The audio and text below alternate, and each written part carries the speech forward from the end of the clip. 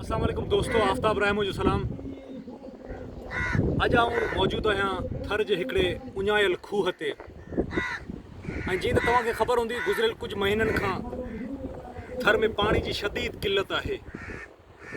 ऐं हीउ उञायल थर उहो ई थर आहे जंहिं मुल्क खे अरबें रुपयनि जो कोयलो ॾिनो, पर उन जे जवाब में थर खे जेका शइ मिली आहे उहा मिली आहे उञ, बुख ऐं बदहाली।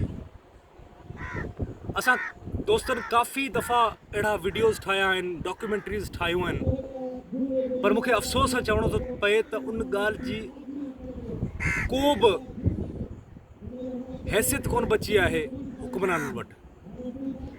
असांजे रड़ियुनि ऐं असांजे कूकनि जो आवाज़ु इस्लामाबाद ताईं कोन थो पहुची सघे, पर उन्हनि खे इहो सोचणु खपे त हीउ उहो ई थरपारकर आहे जंहिंजी बदौलत तव्हांजे सॼे मुल्क में बिजली मयसरु थी आहे।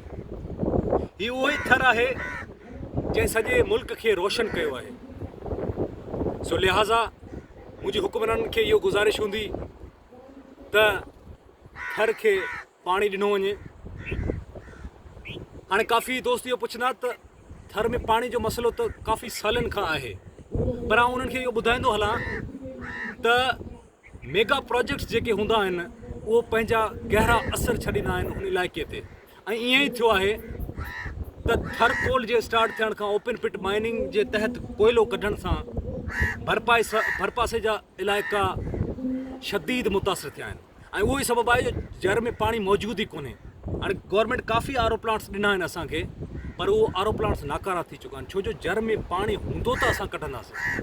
सो लिहाज़ा मुंहिंजी गवर्नमेंट खे इहो हथ ॿधी इल्तिजा आहे त बराए करम थर जे माण्हुनि खे पाणी ॾिनो वञे। हिन सां गॾु पंहिंजे दोस्त ऐं होस्ट आफ्ताब रहमो खे इजाज़त ॾींदा। जिते हुजो ख़ुशि हुजो, आबाद हुजो, सिंध सलामत, साथ सलामत।